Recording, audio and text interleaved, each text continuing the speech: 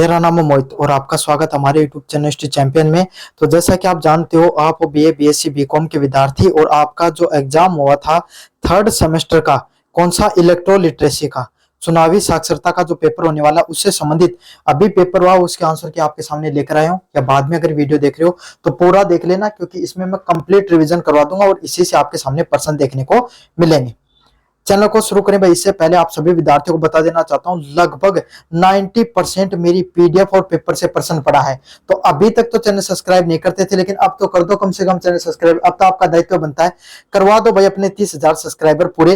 Channel subscribe खुद भी करो और अपने दोस्तों से भी करवा लो। साथ साथ कोने में जो भी प्रोडक्ट वाला ऑप्शन है, इस पे क्लिक करके फ्लिपकार्ट मित्रा से कोई प्रोडक्ट खरीदोगे सबसे ज्यादा डिस्काउंट देखने को मिलेगा, तो जाओ और जाकर खरीद लो। चलिए शुरू करते हैं अपन प्रश्न को। पहला प्रश्न है, किसी राज्य के राज्यपाल की नियुक्ति राष्ट्रपति के द्वारा किसकी सलाह पर की जाती है? तो कोई भी राज्य की नियुक्ति राष्ट्रपति है वो किसकी सलाह पर करता है? आपके सामने प्रधानमंत्री की सलाह पर करता है। किसकी सलाह पर करता है? प्रधानमंत्री की सलाह पर करता है। इसका आंसर क्या होगा? ऑप्शन नंबर ए होगा। क्या होगा भाई? ऑप्शन नंबर ए है वो सही होगा, प्रधानमंत्री की सलाह पर की जाती है। चलिए, राष्ट्रपति अपना त्याग पत्र किसको देता है? किसको देता है भाई? मैंने सबको बताया था आपके सामने, उपराष्ट्रपति को देता है। किसको देता है? उपराष्ट्रपति को देता है। संवैधानिक पद है, समझ में आ गया आपको? और उपराष्ट्रपति किसको देता है आपके सामने? राष्ट्रपति को देता है ना। और राष्ट्रपति अपना जो त्याग पत्र है वो किसको देता है? उपराष्ट्रपति को। ऑप्शन नंबर सी होगा, लेकिन उपराष्ट्रपति राष्ट्रपति को देता है, ऐसे चलता है। और अगर आपके सामने राष्ट्रपति अपना पद त्याग देता है तो उसके बाद में जो उपराष्ट्रपति होता है वो उसका पद ग्रहण कर सकता है। समझ में आ गया? जब तक चुनाव नहीं हो, 6 महीने का समय होता है उसके बीच में।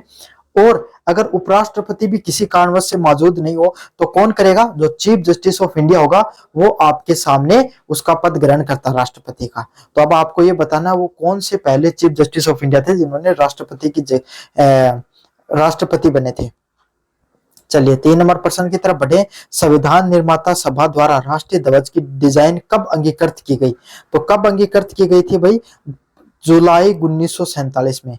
कब की गई थी? जुलाई 1947 में इसको अंगीकृत किया गया था। आज का जो आपके सामने जो झंडा है, वो वर्तमान का जो झंडा है वो आपके सामने संविधान सभा ने स्वीकार किया था कि भाई हम इस प्रकार का झंडा रखने वाले हैं। और ये झंडा कब किया था? जुलाई 1947 में किया था। इसका सही आंसर क्या होगा?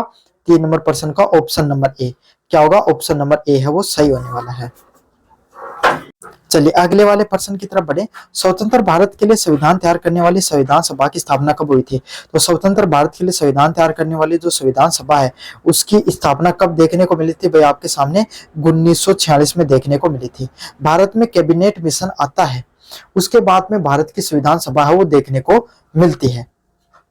इस संविधान सभा का काम क्या होता है? ये भारत में आपके सामने संविधान निर्माण करने का काम करती है। और इसकी प्रारूप समिति थी, उसके अध्यक्ष डॉक्टर भीमराव अंबेडकर थे। समझ में आ गया? तो 1946 में इसका निर्माण किया गया था। अब आपको बताना है संविधान सभा की प्रथम बैठक कब हुई थी। भारतीय निर्वाचन दिवस कब मनाया जाता है? तो भारतीय निर्वाचन दिवस कब मनाया जाता है भाई? 25 जनवरी को। कब मनाया जाता है भाई? 25 जनवरी को आपके सामने मनाया जाता है। तो 5 नंबर प्रश्न है, इसका सही आंसर क्या होगा? ऑप्शन नंबर ए है वो सही आंसर होने वाला है। चलिए अगले वाले प्रश्न की तरफ बढ़े। मतदान स्याही में प्रयुक्त रसायन कौन सा होता है? तो कौन सा होता है? Silver nitrate. एक सिल्वर नाइट्रेट एक ऐसा रसायन होता है जो आपके शरीर पे अंगीकृत किया जाए तो उसका निशान रह जाता है, तुरंत नहीं मिटता है। समझ में आ गया? कुछ दिनों के बाद में धीरे धीरे उसका वो चला जाता है। समझ में आ गया? जैसे ही हवा के संपर्क में आता है सिल्वर नाइट्रेट, तो जो आपकी जो स्किन होती है ना, त्वचा होती है, उसकी सेल को वो क्या कर देता है? डिस्ट्रॉय कर देता है। इसके वजह से वो निशान पर आपका निशान है वो ऐसा कैसा रह जाता है सिल्वर नाइट्रेट का, और आपके सामने कुछ दिनों के बाद में वो स्वतः ही मिट जाता है।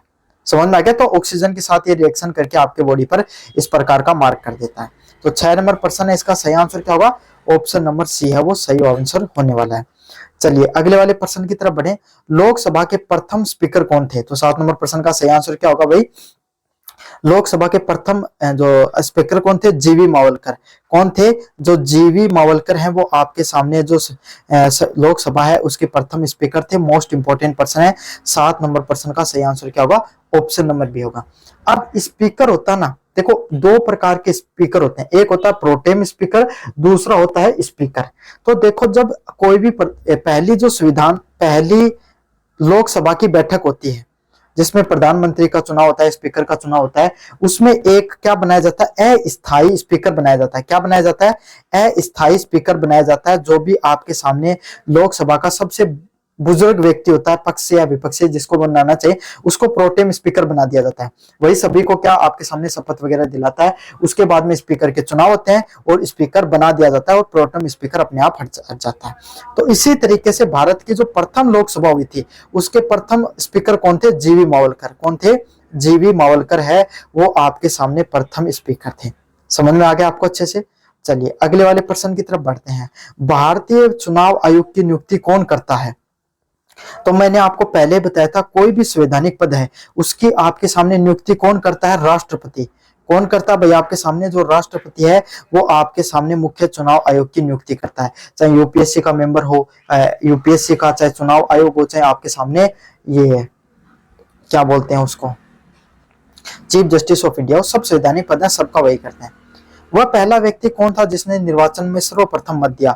तो ये प्रश्न हुबहू मैंने क्लास में कराया था। श्याम शरण नेगी है वो पहले व्यक्ति थे जिन्होंने निर्वाचन में अपना पहला मत दिया था। सेम टू सेम मैंने मॉडल पेपर, अरे सारे प्रश्न मेरे मॉडल पेपर से आ रहे हैं। ये वाला प्रश्न मैंने मॉडल पेपर में कराया था, सब के सब तो मैंने करवाए थे।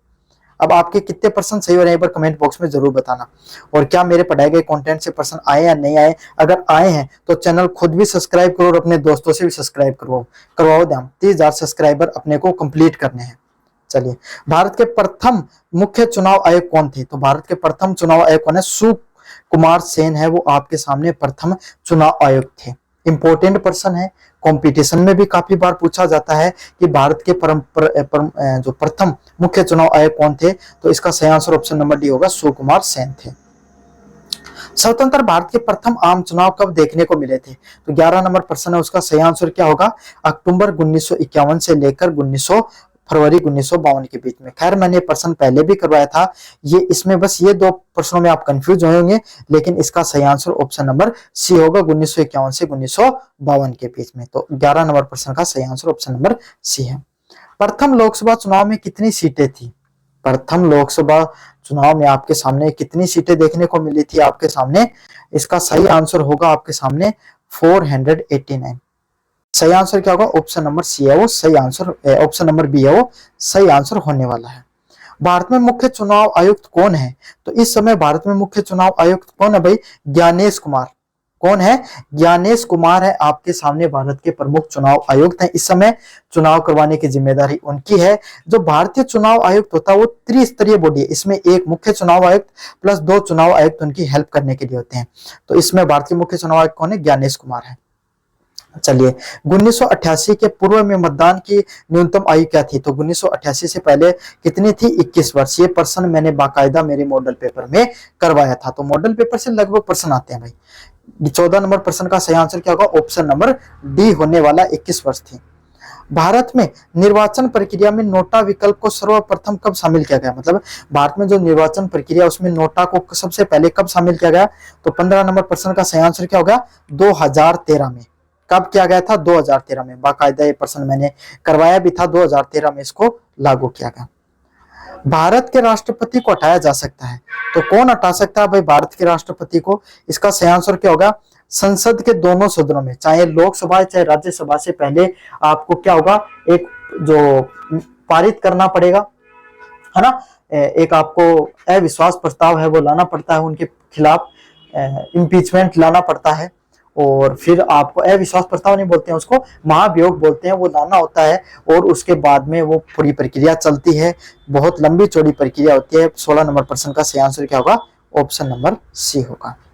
भारतीय संविधान का वह कौन सी विशेषता है जो विधान राज्यसभा और विधान परिषद को अलग करती है। तो 17 नंबर प्रश्न का सही आंसर क्या होगा, हटाने की शक्ति। क्या कर सकता है, कोई भी व्यक्ति को हटाने की शक्ति है वो, इन दोनों में डिफरेंस करती है मुख्य रूप से। चलिए 18 नंबर प्रश्न की तरफ बढ़ते हैं। सभी राज्यों के मुख्यमंत्री सदस्य होते हैं, तो सभी राज्यों के जो मुख्यमंत्री होगा वो किसका सदस्य होता है भाई आपके सामने, अंतर राज्य परिषद का। किसका? अंतर राज्य जो परिषद होती है आपके सामने, उसका अध्यक्ष होता है ना। तो इसको इस प्रश्न में थोड़ा सा कंफ्यूजन है, ए आंसर होगा बी, तो एक बार चेक कर लेना। मेरे हिसाब से इसका सही आंसर ऑप्शन नंबर बी होगा। राष्ट्रपति के निर्वाचन हेतु न्यूनतम आयु क्या होती है? सबको पता है राष्ट्रपति को निर्वाचन करने के लिए कितनी आयु होती है भाई? आपके सामने 35 वर्ष आयु होती है। कौन से संविधान के अनुच्छेद में बात दे रखी है? आपको कमेंट बॉक्स में कमेंट करके बता देना है। चलिए, भारत के उपराष्ट्रपति कितने समय तक अपने पद पर रह सकता है? तो भारत का उपराष्ट्रपति कितने वर्षों तक अपने पद पर रह सकता है? 20 नंबर प्रश्न का सही आंसर क्या होगा? 5 वर्ष तक। कितने वर्षों तक? 5 वर्ष तक आपके सामने भारत का जो उपराष्ट्रपति है वो अपने पद पर रह सकता है। कौन सा सही आंसर है? ऑप्शन नंबर ए है वो सही आंसर है इस वाले प्रश्न का। यदि राष्ट्रपति की पद पर रहते हुए मृत्यु हो जाती है, उपराष्ट्रपति अधिक कितने समय तक आपके सामने राष्ट्रपति के रूप में कार्य कर सकता है? तो 21 नंबर प्रश्न का सही आंसर क्या होगा? Option number C. मैंने पहले बताया था 6 महीने के अंदर अंदर राष्ट्रपति की मृत्यु हो जाती है तो उपराष्ट्रपति उसकी जगह चुनकर आ जाएगा, लेकिन उसको 6 महीने के अंदर अंदर चुनाव करवाना राष्ट्रपति के अनिवार्य होते हैं। चलिए, भारत के राष्ट्रपति को शपथ कौन दिलाता है? तो भारत का जो राष्ट्रपति होता है उसको शपथ कौन दिलाता है? भारत के सुप्रीम कोर्ट का जो मुख्य न्यायाधीश होता है, चीफ जस्टिस ऑफ इंडिया, वो क्या करता है? राष्ट्रपति की शपथ दिलाता है। तो 22 नंबर प्रश्न का सही आंसर क्या होगा? ऑप्शन नंबर डी है वो सही आंसर होने वाला है। चलिए, अगले वाले प्रश्न की तरफ बढ़े। निम्नलिखित में भारत में सार्वजनिक धन के व्यय की मंजूरी देने का अंतिम अधिकार किसके पास होता है? तो 23 नंबर प्रश्न का सही आंसर क्या होगा? Option number D. मतलब जो संसद होती है, क्या होती है? भारत की जो संसद होती है ना, उसके पास क्या है? जो सार्वजनिक रूप से जितना खर्चा होता है उसका आपके सामने धन को खर्च करने की अंतिम मंजूरी देने का अधिकार होता है। किसके पास? संसद के पास वो अधिकार होता है। मोस्ट इंपोर्टेंट प्रश्न। कैसा प्रश्न है? मोस्ट इंपोर्टेंट प्रश्न, एग्जाम में बार बार देखने को मिलता है। राज्यपाल की नियुक्ति के लिए न्यूनतम आयु कितनी होती है? राज्यपाल होता है, उसकी नियुक्ति के लिए न्यूनतम आयु कितनी होती है? 24 नंबर प्रश्न का सही आंसर क्या होगा? 35 वर्ष। कितने वर्ष? कोई भी राज्यपाल है ना, उसको अगर कोई राज्य में अगर आपको नियुक्ति करनी है तो उसकी न्यूनतम आयु कितनी चाहिए भाई? 35 वर्ष उसकी कम से कम आयु होनी चाहिए। कितने वर्ष होनी चाहिए? 35 वर्ष आयु होनी चाहिए, तभी आप उसका क्या कर सकते हो? उसकी नियुक्ति है वो हो सकती है। चलिए, अगले वाले प्रश्न की तरफ बढ़े। मुख्यमंत्री उत्तरदायी होता है, तो मुख्यमंत्री किस चीज के प्रति उत्तरदायी होता है भाई? 25 नंबर प्रश्न का सही आंसर होगा विधानसभा के। किसके प्रति? विधानसभा के प्रति आपके सामने जो मुख्यमंत्री है वो क्या होता है? उत्तरदायी होता है। क्या होता है? विधानसभा के प्रति। किसके प्रति? विधानसभा के प्रति जो मुख्यमंत्री है वो क्या होता है? उत्तरदायी होता है। मोस्ट इंपोर्टेंट पर्सन है। कैसा पर्सन है? मोस्ट इंपोर्टेंट पर्सन है, एग्जाम में बार बार देखने को मिलता है। मुख्यमंत्री को कोई भी बात आपके सामने क्या है, अगर उसको जवाब देना पड़ता है, वहां पर बैठे पक्ष या विपक्ष के लोग अगर कोई सवाल पूछे मुख्यमंत्री से तो जवाब देना होगा भाई उनको। समझ में आ गया? तो इसका सही आंसर क्या होगा? Option number C. मुख्यमंत्री और मंत्री परिषद आपके सामने जो आपके विधानसभा के प्रति उत्तरदायित्व होते हैं। इसी तरीके से भारत का प्रधानमंत्री, भारत का खुद का प्रधानमंत्री प्लस में आपके सामने जो मंत्री परिषद होती है वो भारत की लोकसभा के प्रति उत्तरदायी होते हैं। बूथ लेवल के एजेंट को नियुक्त करता है, कौन करता है? बूथ लेवल पे अगर कोई एजेंट को नियुक्ति देनी है तो कौन देगा भाई? आपके सामने राजनीतिक दल। इसमें कोई भी, ये कोई एक सरकारी पद नहीं होता है ना, तो इस पे कोई भी जो राजनीतिक दल है वो देते हैं। चुनाव आयोग को बताना होता है, वो वहां पर उसी व्यक्ति को बैठाता है। तो इसका सही आंसर क्या होगा? Option number C. अगर आप ए पार्टी से हो तो आप अपना एजेंट चुनोगे, वो बूथ पर बैठेगा। आप कहेगा सर उनका क्या काम है? कोई मिसमैनेजमेंट नहीं हो किसी भी तरीके से, कोई पक्षपात नहीं हो, सभी पार्टियों के लोग बैठे हैं तो कोई फर्जी वोट नहीं दिलाएगा, कोई बूथ कैप्चरिंग की समस्या नहीं होगी। अगर होती है तो तुरंत सूचना दे देते हैं। समझ में आ गया? तो एक संवैधानिक शानदार प्रक्रिया। इसका सही आंसर ऑप्शन नंबर सी होगा। स्वतंत्र भारत के प्रथम महिला राज्यपाल कौन थी? 27 नंबर प्रश्न का सही आंसर क्या? Option number B. कहाँ की थी भाई? जो सरोजनी नायडू हैं वो स्वतंत्र भारत की प्रथम महिला राज्यपाल रही हैं। कहाँ की रही हैं? कमेंट बॉक्स में जरूर से बताना। 27 नंबर प्रश्न का सही आंसर ऑप्शन नंबर बी होने वाला है। संविधान निर्माण की प्रारूप समिति में कितने सदस्य थे? संविधान निर्माण की प्रारूप समिति में कितने सदस्य थे भाई? 28 नंबर प्रश्न का सही आंसर क्या होगा? Option number D. कौन सा होगा? Option number D. 7 सदस्य हुआ करते थे। कितने सदस्य हुआ करते थे भाई? 7 सदस्य है वो संविधान सभा की जो प्रारूप समिति होती थी उसमें मेंबर होते थे। कितने? 7 सदस्य हुआ करते थे। कितने सदस्य हुआ करते थे? 7 सदस्य संविधान सभा की जो प्रारूप समिति होती थी उसके अंदर होते थे। मोस्ट इंपोर्टेंट प्रश्न है। कैसा प्रश्न है? मोस्ट इंपोर्टेंट प्रश्न है, एग्जाम में देखने को मिलेगा। चलिए 29 नंबर प्रश्न की तरफ बढ़े। किस अनुच्छेद के तहत राष्ट्रपति संवैधानिक तंत्र को विफल होने की घोषणा कर सकता है? तो 29 नंबर प्रश्न का सही आंसर क्या होगा? Option number C. अनुच्छेद 356 के तहत राज्य में राष्ट्रपति शासन लगाने का अधिकार होता है। राष्ट्रपति पे जो राज्य पर आपातकालीन चीजें होती हैं वो लगाने का अधिकार होता है। ये कौन से अनुच्छेद में? अनुच्छेद नंबर 356 में ये अधिकार दिया गया है। राज्यों के राज्यपाल की नियुक्ति कौन करता है? कोई भी राज्य में कोई भी राज्यपाल की नियुक्ति है वो होती है तो कौन करता है? राष्ट्रपति। किसके द्वारा की जाती है? राष्ट्रपति के द्वारा। आपके सामने क्या होता है? कोई भी राज्य है उसके राज्यपाल की नियुक्ति होती है। तो इसका सही आंसर क्या होगा? ऑप्शन नंबर सी है वो सही आंसर होने वाला है। ब्रिटिश भारत में 292 स्थानों पर सीटों में कांग्रेस ने कितनी सीटें जीती थी? तो 292 स्थानों पर सीटें ने कांग्रेस ने कितनी सीटें जीती थी? 31 नंबर प्रश्न का सही आंसर क्या होगा? Option number A. 208 सीटें जीती थी। कितनी सीटें जीती थी भाई? 208 सीटें हैं वो आपके सामने ब्रिटिश भारत में 292 स्थानों पर कांग्रेस ने जीती थी। प्रथम बार वो चुनाव हुए थे तब। अच्छा प्रश्न है, मोस्ट इंपोर्टेंट प्रश्न एग्जाम में देखने को मिलता है, अच्छे से करना। 32 नंबर प्रश्न। संविधान सभा के सदस्य थे। संविधान सभा के कौन कौन सदस्य होते हैं भाई? 32 नंबर प्रश्न का सही आंसर क्या होगा आपके सामने? अप्रत्यक्ष निर्वाचित। समझ में आ गया? मतलब डायरेक्ट और आपके इनडायरेक्टली लोग इन जो चुने गए लोग थे वही संविधान सभा के सदस्य थे। तो 32 नंबर प्रश्न का सही आंसर ऑप्शन नंबर सी होने वाला है।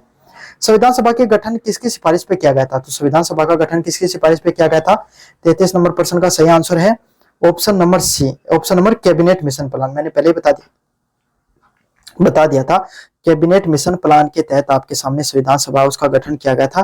33 नंबर प्रश्न का सही आंसर ऑप्शन नंबर सी होने वाला है। चलिए, भारत की पहली मुख्य चुनाव आयुक्त कौन थी? तो भारत की प्रथम महिला चुनाव आयुक्त कौन थी? 34 नंबर प्रश्न का सही आंसर क्या है? रमा देवी। कौन थी भाई? रमा देवी आपके सामने भारत की प्रथम महिला मुख्य चुनाव आयुक्त थी। कौन थी? प्रथम महिला मुख्य चुनाव आयुक्त के रूप में उनका चुनाव होता है। मोस्ट इंपोर्टेंट प्रश्न। कैसा प्रश्न है? मोस्ट इंपोर्टेंट प्रश्न है।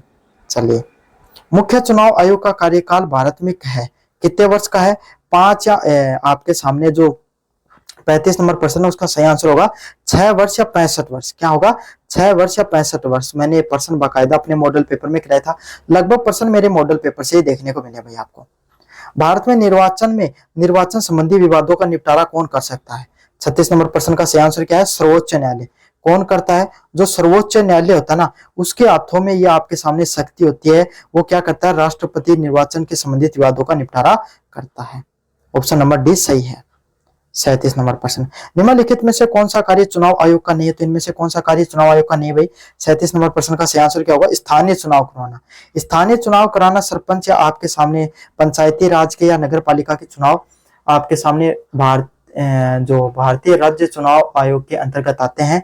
राज्य चुनाव आयोग उनको करवाता है, ये नहीं करवाता है। भारतीय संविधान के किस अनुच्छेद में चुनाव आयोग के गठन किया गया है? तो 39 नंबर प्रश्न का सही आंसर क्या है? अनुच्छेद नंबर 324 में। कौन से अनुच्छेद? अनुच्छेद नंबर 324 में भारत के चुनाव आयोग की गठन की गई है। कौन से चुनाव में? अनुच्छेद नंबर 324 में। चलिए 29 नंबर प्रश्न की तरफ बढ़े। भारत का निर्वाचन आयोग बहुसदस्यीय निकाय बना। तो भारत का निर्वाचन आयोग का बहुसदस्यीय निकाय बनता है भाई? 39 प्रश्न का सही आंसर क्या है? 1989 में। कब? 1989 में पहले बहुसदस्यीय सदस्य बनता है। चलिए, आदर्श आचार संहिता किस समय लागू हुई? तो आदर्श आचार संहिता कब लागू होती है? 40 नंबर प्रश्न का सही आंसर क्या है? निर्वाचन होने की तिथि है होती है उसी दिन से आचार संहिता कोड ऑफ कंडक्ट वो लग जाता है।